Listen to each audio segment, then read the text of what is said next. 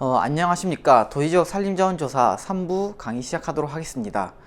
도시지역 산림자원조사 3부에는 2부에 이어서 나머지 조사 항목인 인목조사표, 하층인목조사표, 그리고 계약모식도 주요 지침 내용에 대하여 설명을 드리도록 하겠습니다.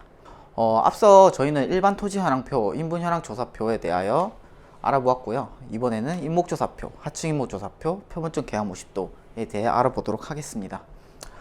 첫 번째로 야장 3번 인목조사표에 대한 내용입니다. 첫 번째로 인목자원조사 대상 범위입니다. 저희는 국가산림자원조사와는 좀 다르게 저희 인목자원조사 대상 범위는 11.28m 단일원 조사원 내에 존재하는 흉고직경 1cm 이상에 대한 교목, 관목, 축정에 대한 조사를 실시하고 있습니다. 특히 인목자원조사 시 수종, 흉고직경, 그리고 수고, 지하고, 수간 기조고, 그리고 수간폭, 거리, 방위, 손실률, 광노출, 인목 결함에 대하여 조사를 하게 됩니다. 조사 대상에 대한 정의는 아래 표와 같이 나와 있고요. 특히 죽종에 대해 조사하는 것에 대하여 좀 처음이라 생소할 수가 있습니다. 일단 죽종에 대해서는 크게 맹종죽, 왕대, 솜대, 그리고 기타로 구분하여 조사를 실시하고 있습니다. 해당 구분 방법은 의외로 간단합니다. 일단 줄기 마디고리를 보시면 알 수 있는데요. 맹종주기 같은 경우에는 보시다시피 마디가 하나 있고요. 왕대 같은 경우에는 두 개가 있는데 윗마디만 이렇게 돌출이 되어 있습니다. 솜대 같은 경우에는 두 개가 있는데 위랑 아래가 똑같이 돌출되어 있고요. 이것만 보더라도 맹종죽, 왕대, 솜대를 구분할 수 있고, 해당 종이 아닌 경우에는 기타로 기재하여서 해당 수종명에 기재를 하시면 됩니다. 다음으로는 흉고직경 측정입니다. 흉고직경은 국가산림자원조사랑 마찬가지로 기본적으로 지상으로부터 1.2m 높이, 흉고 높이에서 1cm 관력으로 기준으로 기입을 하고 있습니다. 다만 국가산림자원조사랑 좀 차이점은 분지가 발생할 경우 평균치를 산출해 기재하며 본수에 분지된 개수를 기재하여 한 나무로 본다는 것입니다. 그러니까 분지가 될 경우에는 기존에는 각각 인목조사를 하였지만 평균 흉고직경과 본수 기재를 함으로써 한 줄에 다 적으시면 되겠습니다. 흉고직경 측정 예시는 아래 그림과 같습니다. 기본적으로 언덕지역일 때는 언덕 사면 위쪽에서 1.2m 높이를 재고, 나무가 휘어진 곳에서는 수간축을 중심으로 해서 1.2m 높이에서 재시고, 흉고 높이에서 부푸름이 발생할 경우에는 위랑 아랫부분 각각 측정해 주시고 평균값을 산출하도록 합니다. 분지가 있을 때에는 1.2m 기준을 각각 산출하여 평균값을 산출하고 본수를 기재하고, 근주 부위가 지상부로 좀 나온 경우에는 근주 부위 지상 기준이 아닌 근주가 끝나는 지점, 수간의 밑동부터 1.2m 높이에서 측정하는 것을 원칙으로 하고 있습니다. 그 다음에 대해서 인목 높이인데요. 저희는 기본적으로 지하고, 즉 지상부로부터 역지까지 수고를 지하고라고 하는데, 지하고와 동시에 수간 기조고라는 새로운 항목에 대해 측정하게 됩니다.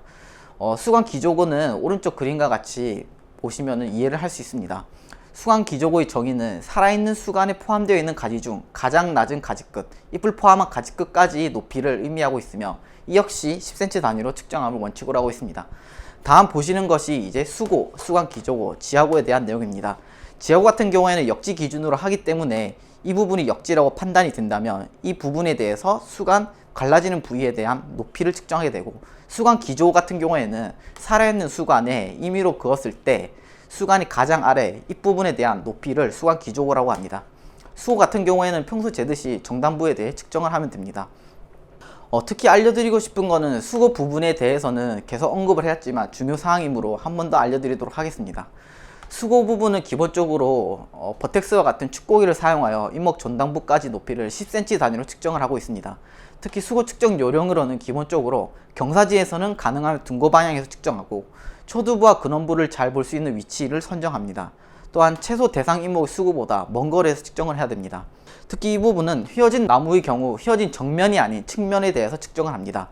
쉽게 그림으로 표현을 하자면은 만약 휘어진 나무, 휘어진 부분에서 측면에서 측정을 하게 된다면은 오른쪽 그림, 왼쪽 그림과 같이 원래 높이는 보라색 높이인데 이게 폰더가 좀 이쪽 지역에 있기 때문에 정단부를 보았다 하더라도 실제 측정한 수치는 검은색과 같이 측정을 하게 됩니다. 또한 오른쪽 그림과 같이 기울어진 측면에서 다음과 같이 쟀을 때는 폰더가 이쪽 위치에 있기 때문에 심지어 정단부를 봤다 하더라도 보라색 부분이 실제 수고값임에도 불구하고 검은색으로 하여서 과대치가 발생할 위험이 있습니다. 그렇기 때문에 수고 측정을 할 때는 항상 지금 화면에서 보이는 방향에서 측정을 함으로써 보라색 부분에 대한 수고 값을 제하됨을 원칙으로 하고 있습니다. 다음에는 수간폭에 대한 정보입니다. 수간폭 역시 국가산림자원조사랑 달리 도시국가산림자원조사에서 새롭게 조사되는 항목입니다. 수간폭은 기본적으로 수간을 중심으로 하여 사방위에 해당하는 길이를 조사하는 것을 원칙으로 하고 있습니다. 만약에 기울어진 나무여서 수간 중심으로 선정을 할 수 없을 경우에는 수관 중심으로 이동을 하여 사방위를 측정하고 대신에 이동한 거리와 방위를 기재를 하면 됩니다. 다음과 같이 수간이 이렇게 기울어져 있을 때는 수간 중심부를 선정을 하고 해당 사방위를 측정하되 수간에서부터 수간 중심부까지 엉긴 거리와 방위를 다음과 같이 측정을 한 다음에 여기 수간 중심 방위 거리란에 기재를 하면 됩니다. 기본적으로 수간폭 같은 경우에는 조사 단위를 0.5m 관략으로 수치를 기입하며 0.5m 이하일 경우에는 0.1m 단위로 기재를 하게 되어 있습니다. 특히 0.5m 관략 기준은 5.8에서 6.2면 6, 6.3에서 6.7이면 6.5 이런 식으로 되기 때문에 관련 내용을 숙지하여 주시기 바랍니다. 다음으로는 손실률입니다. 수간 손실률은 수간 기조과 초두부 사이에 존재하는 가상의 수간 모양에서 손실된 수간의 비율을 5% 단위로 기재함을 명시하고 있습니다. 해당 사례를 보면은 이해하기 쉬울 수 있습니다. 특히 수간 기조고, 그러니까 살아있는 수간에서 가장 아래까지, 잎을 포함한 가장 아래 끝까지 높이에서부터 수고까지 이렇게 가상의 수간 모양 형성을 가상으로 하는데, 그 중에서 이렇게 빈 공간이 있는 구역에 대하여 5%로 기재를 하시면 됩니다. 이 나무 같은 경우에 손실률이 10%가 되고, 이 나무 같은 경우에는 가상의 수간 모양을 그려봤을 때 비어있는 부분이 없기 때문에 손실률은 0% 이렇게 되는 겁니다. 특히 손실률 같은 경우에는 좀 사람마다 다를 수도 있고 경험에 대한 차이가 많이 있었기 때문에 저희는 수간 손실률 조사 시 두 방향에서 조사를 하는 것을 원칙으로 하고 있습니다. 그러니까 수간 손실률 조사 시 수간에서 직각으로 떨어진 두 방향에서 수고의 2분의 1배 내지 1배만큼 이동하여서 두 방향에 대해서 수간 손실률을 각각 측정을 하게 됩니다. 이렇게 측정을 하여서 만약에 두 방향의 추정치가 상이할 경우에는 측정값 차이를 보정하게 됩니다. 예를 들어 두 방향에서 측정한 손실률의 차이가 15% 미만이라면은 두 방향의 조사치에서 평균을 산출하여 기재하고, 두 방향에서 측정한 손실률 차이가 15% 이상이 된다면은 측정 방향을 변경하여 다시 두 방향에서 측정을 하고 측정값 차이를 10% 이하로 줄인 후 평균을 산출하는 방법을 통하여 조사자마다 그리고 거리 위치마다 달라지는 수간 손실률을 보정을 하게 됩니다. 해당 방법은 사실 잇목 결함에서 입결함, 가지결함 할 때 저희가 코드로 10%, 20%, 20% 뭐 35 이런 식으로 저희가 조사를 하기 때문에 이런 부분에 대해서는 저희가 익숙해지면은 조사자 간의 그런 영점 조정이 맞춰질 거라고 생각이 듭니다. 다음으로는 피해 여부입니다. 잇목 결함에는 기본적으로 국가산림자원조사, FHM 조사와 같이 줄기, 근원, 가지, 그리고 잎에 대한 결함에 대한 유무를 조사하게 됩니다. 또 부위별 결함 여부 판정을 위해 야장기입은 각각의 건수에 대한 해당 코드를 조합하게 되고, 해당 코드는 다음과 같습니다. 저희는 기존의 FHM과 달리 수피 매몰, 휘근, 다바 피해에 대한 코드들을 추가로 기재하였는데요. 해당 항목들은 도심지 가로수나 조경수에서 자주 발생하는 결함이기 때문에 추가로 기재하였습니다. 특히 수피 매몰이란 이렇게 수간이 이렇게 갈라졌는데 수간이 형성 부층이 반대 방향으로 자르기 때문에 이렇게 결국에는 쪼개지는 이런 형상을 말합니다. 그리고 휘근이란 분기묘에서 적당히 단근을 안 하기 때문에 뿌리가 동그랗게 말려져서 식재가 된 경우를 말하는데, 이러한 증상이 있으면은 5번. 그리고 다바피해란 인간이나 아니면은 주변의 아스팔트 등에 의해서 뿌리가 자라는데 방해가 되거나 다밥으로 인해 생육이 나빠지는 경우가 발견되면 코드 6번을 추가로 기재해 주시면 됩니다. 다음으로는 잇목조사 말고 군락조사에 대한 내용입니다. 저희는 군락조사 항목을 새로 만들었는데요.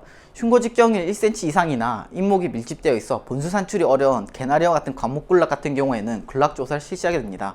기본적으로 평균 직경, 평균 수고, 면적, 손실률에 대해 조사를 실시하고요.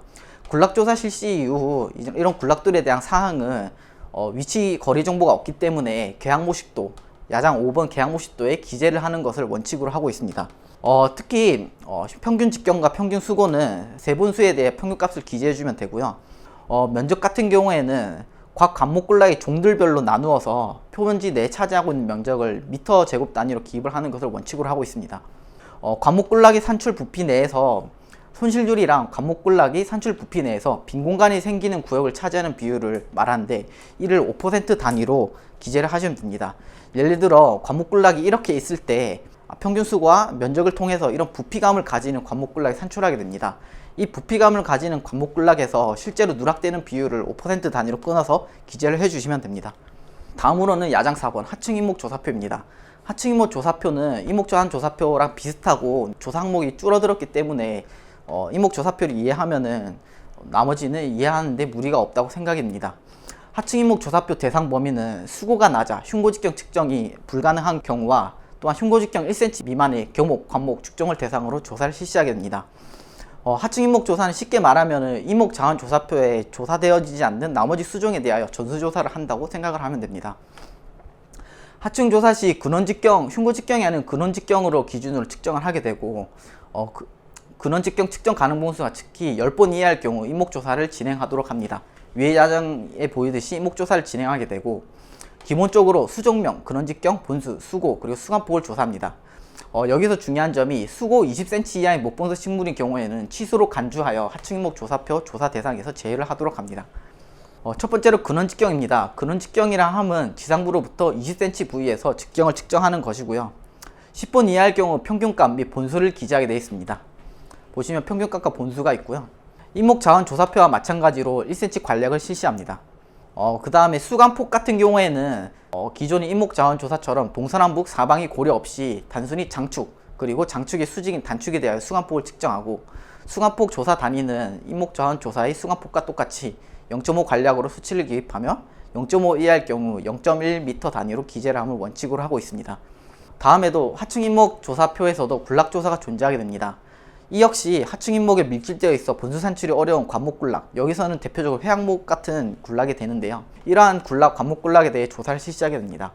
기본적으로 평균 수고, 면적, 손실률에 대해 조사를 실시하고, 군락조사 실시 이후 위에 인목조사와 마찬가지로 계약 모식도 상의 분포 정보를 표기하게 됩니다. 다음에 보시는 것은 계약 모식도입니다. 계약 모식도에서는 향후 제조사 및 표본점 관리를 위하여 접근 경로, 주변 고정사물, 토지 피보, 관목군락 등의 정보를 기재하게 되어 있습니다.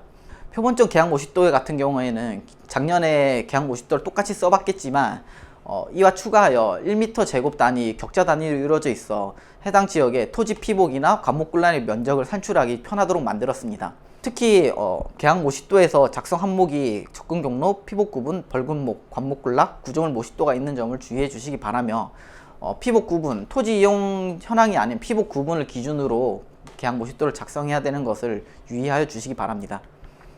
다음은 계약 모식도에 대한 예시입니다. 작년에 우수 사례에 대해서 예시를 가져와 봤는데요. 보시면은 인도, 그리고 우레탄 도로 같은 토지 피복에 따라 구분을 하였고, 또 화단 이런 것도 토지 피복에 따라 구분을 하였습니다. 또 개나리 군락이 여기에는 있었는데요. 군락 조사에 대한 정보를 기재하였고, 전봇대와 같이 이제 구조물 모식도에 있는 것들을 기재를 하고 있습니다. 해당 내용들에 대하여 이제 식생 조사는 끝났습니다. 다음 강의에서는 대기조사 부분에 대해 강의를 하도록 하겠습니다. 감사합니다.